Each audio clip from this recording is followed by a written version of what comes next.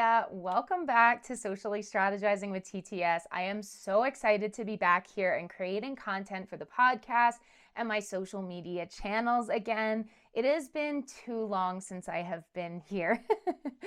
I thought for my first episode back, we could go over what a social media strategy entails these days, since I have changed our techniques and ways since the last time we have been together. So let's dive into a social media strategy overview for small business owners and the pieces you should have in place to feel successful with your social media plan.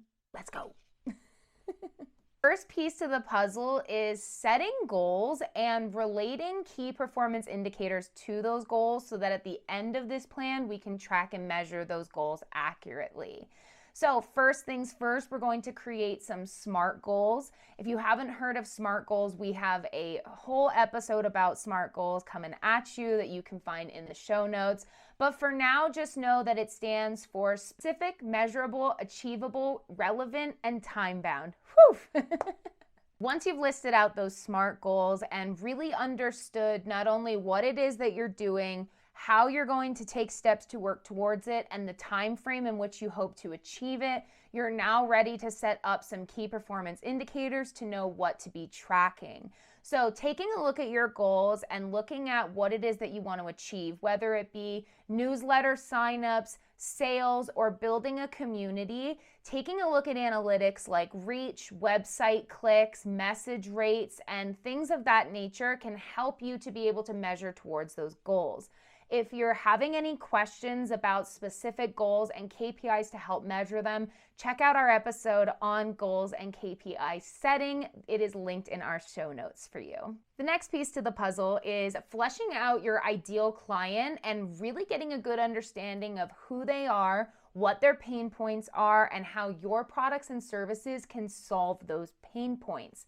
A lot of people skip this step or have personas that have age ranges in them or something of that nature, and none of that is helping you speak directly to your target audience. Target audience personas are so important for small business owners to have in place, because when we get down to the content strategy, it's going to be really important to understand what your ideal client's pain points are so that you can bring value to them on your social media channels. Now that we have our goals aligned and we have our target audience personas set in place, we can now focus on even choosing what platform you should be on as a small business owner. We really want to take a look at those personas, where they're spending time online and in real life, and what they are spending their time doing in the sense of hobbies and interests. All of this will help you understand how to get in front of them with your marketing tactics, not just on social media, but in your other marketing pieces as well. We only recommend, as a small business owner, being on 2 to 3 platforms max. Any more than that and it becomes a lot of overwhelm and you're pretty just a content creator at that point. The next piece is auditing what you currently have in place and putting in some optimization steps to really help your profile and content do the heavy lifting for you. So let's talk about auditing your accounts. You'll want to give your business name a quick Google and just see where your social medias are landing on Google. If they're on the first page, that is great. We're exactly where we want to be, and there is no need to be tweaking anything major within your optimization strategy.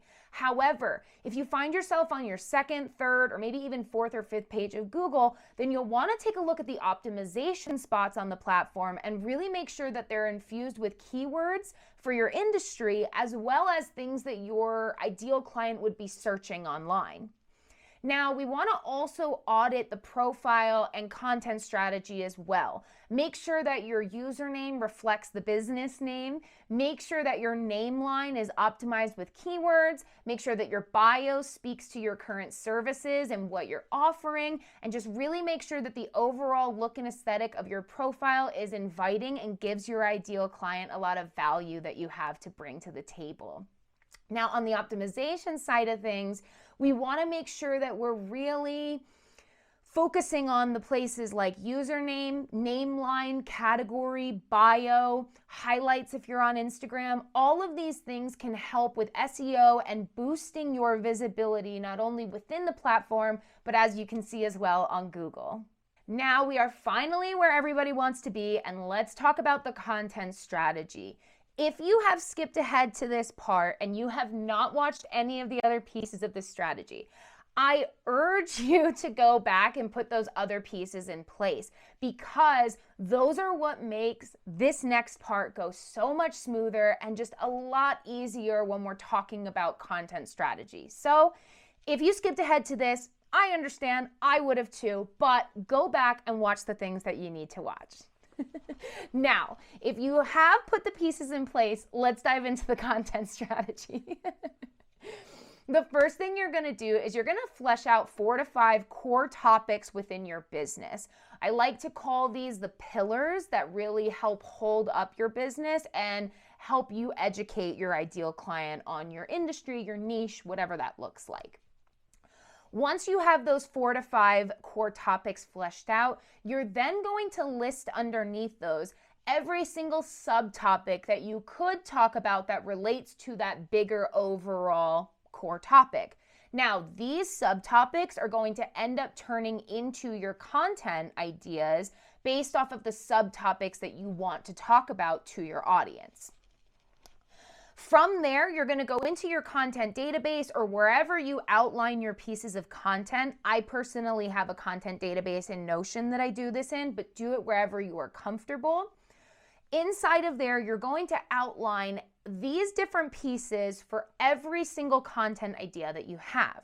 You're going to flesh out the talking points, the major things that you want to come across in the piece of content. You're going to write out a script. If you're somebody who needs something to follow along or even to just have a general idea of what you're going to say, make sure you have that in there. You're going to have anything fleshed out about filming that you're going to need, where you're going to film it, props you might need, outfit changes, lighting, anything that you're going to need to gather together or that it's going to be important to be somewhere. Make sure that you have that written out. It will make the filming process that much smoother. You can even outline what you're going to be filming on or any sort of thing that you might need in the sense of filming as well. The more you outline in this step, the least panic and overwhelm that happens on your batch creating days. Now, with that said, let's get into the batch creation content process. I always recommend for my clients that they start with video format, whether they intend to use it or not, because being able to repurpose from a video is just so much better quality of repurposing than trying to go from pulling a script or a blog or something like that. So make sure that when you're sitting down to film or create Canvas or whatever that looks like for you, you have all of your outlined content with you so that you can just be able to refer to it and look it over either before the content starts or be able to look at it as you're going through the content. Personally, I have my computer right here with all of my points right next to it, so I could just give it a little peek if I need to. Now, if you're filming video content, obviously there is going to be an editing process to that before being able to post and schedule the content out for yourself. So make sure that you schedule that into the time as well. The content strategy is absolutely the most time-consuming part. However, it can become that much easier if you know what content you want to make that speaks to your ideal client's pain points and really helps you to be able to connect and nurture those relationships. Now, once you've posted the content, you need to be engaging with your audience and really being able to talk with them, connect with them, and nurture those connections. So each platform has its own organic engagement strategy. It's called an organic engagement strategy because you're not paying for anything. It's really just your time that's being spent on there making those connections. We have an entire episode on the different platforms the different platforms' engagement strategies, and you can find those linked in the show notes below. Now, the last piece to the social media strategy that everybody always tries to skip around is the tracking and measuring step. But I promise you, you've already done most of the work for this. It's just about putting pieces in place to receive this information for yourself. So, Heading back up to that step number 1, we're going to look at the KPIs that we pulled to be able to track our goals. Now, from there, we're going to know what analytics that we need to be looking for. So we need to either just pick a software that will help us track and measure that for us, or we need to be going into the platforms monthly, quarterly, whatever that looks like for you, and pulling those analytics for your reporting. If you have any questions about this, we have a very detailed episode on tracking and measuring, because we want you to not only know if you're hitting your goals, but know how to pivot if you're not hitting them. I really hope that this helped you understand our social media strategy and what we put together for our clients so that they can be the best selves that they can be online. Social media is not easy, and if anybody is telling you that it is, they are lying to you. But I am here to help the overwhelm go away and strategize some things that will help you and your business. If you have any questions, please leave them below. I would love to answer them for you, but I am just so grateful that you're here and that we're back and we are moving and grooving again. Thanks so much for being here, guys. Bye.